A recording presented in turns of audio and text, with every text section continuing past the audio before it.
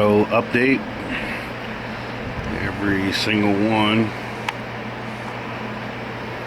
except for one. There.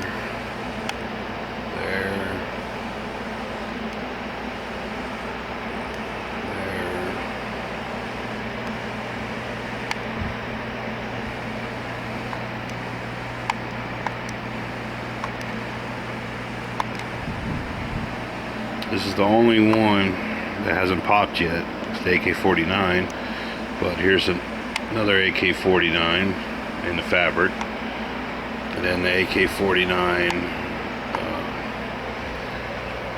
in the bucket. It's popped, so that's the only one that has not popped.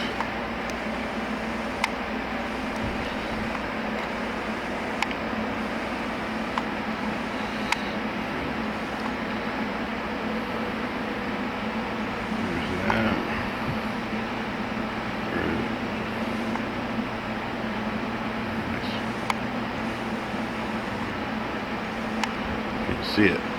No, it's right there. There's that one. That one. That one. And that one. So far, all of them except for this one hasn't popped yet. Doesn't mean it won't pop. It was a delay. I did mess up. I had my exhaust fan on, and I had the 192 and one of the 144s turned off. So it was kind of cold in here, which I was doing to slow the growth down on these two mango hazes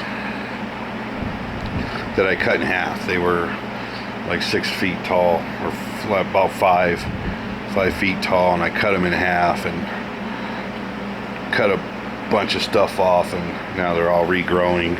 But you can see right here, that was the main branch on one of the sides, and the other one, see how it splits, comes up, and then there's the tip right there. This other one, but I did a bunch of cutting. I'm about to do some more. They're growing back, looking bushy, but I only had one light on and the colder temps. So I noticed after the second day, the temps were way too cold. I noticed the soil was way too cold. I was touching it. I was like, whoa.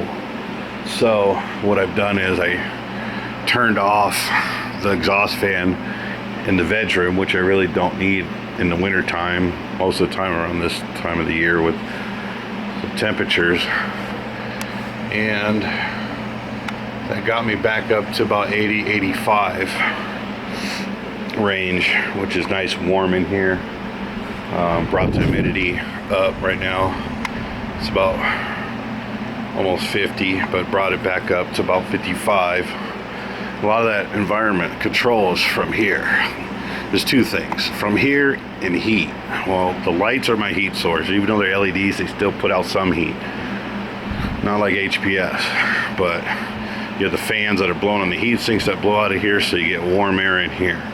So with these three lights, with this room closed up, with that fan off, it allows the temperature to rise up in here right about 80 to 85 degrees, which was well needed because you got to keep this soil warm.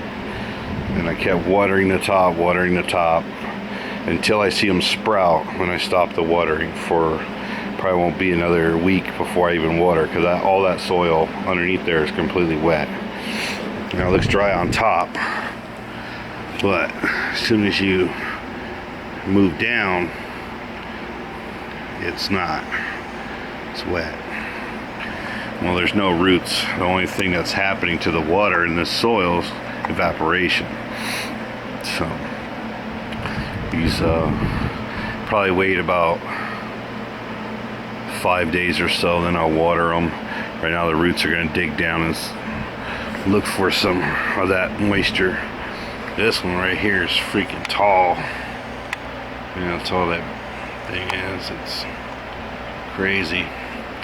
Lanky versus the other one.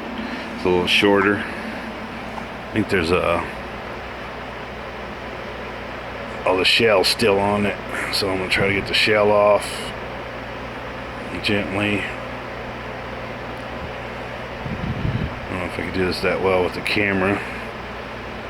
There it goes. I got it off. So now I can open up. That might have been why it stretched too.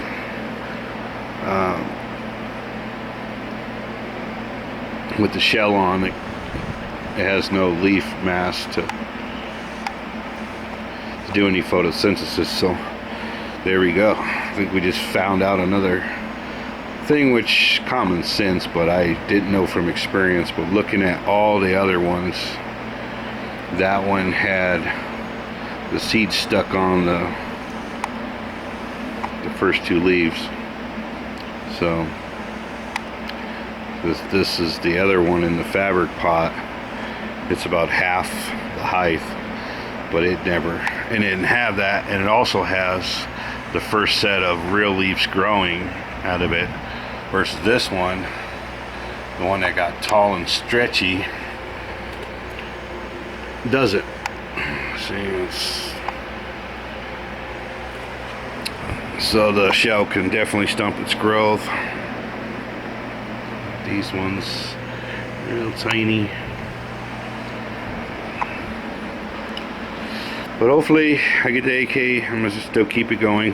Hopefully I get this one to pop, and then I'll be 100%. Right now I got 15 out of 16, which I'm still happy with. I do this straight in the soil. I don't know, not all the time, but like with my feminized seeds, I usually do solo cuts with a heat mat underneath the trays, just to be safe. And then a lot of times I'll just do the paper towel just to be 100%. With soil, it's, I don't know, it's putting it in straight soil. It's difficult because you can't see what's going on. Like, I cannot see if this is a dead seed or not. Versus if it was in a paper towel, I would know. But it doesn't really matter.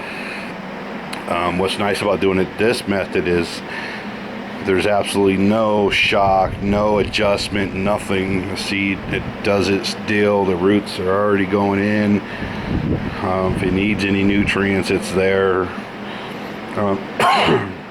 What people have said was Fox Farm Ocean being hot and all that.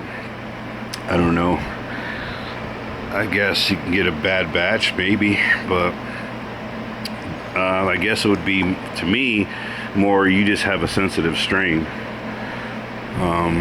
because every single one of these seedlings are in straight Fox Farm, and none of them got any burn at all. They're all green as can be, no leaf tip burning, nothing. So, and I've done this time and time again. Now I've had a couple, but you know, to my thought, it was just a genetic thing. And it could be with just that seed too, because I've had that happen where I've had one kush no problems, another kush had problems, things like that. So sometimes genetics will throw you for a loop and make you think it's something else. But it's what's nice how I'm growing 3 of the same kind, 3 of the same kind, 3 of the same kind, 3 of the same kind, and then 4 of the same kind. But I can kind of see now for sure what the averages are and what they do. So if I see one having a problem and one not, then I know it's not the environment. And that's typically why I try to grow multiple of the same strain, you know, at least 2 minimum. Like these are both the same Mango Haze. Actually, I gotta water them now. I gotta feed them. They're getting dry, getting hungry. So this auto update, all of them popped except for one. And we'll keep it going and see if it actually breaks through. Appreciate y'all stopping by. I'm going.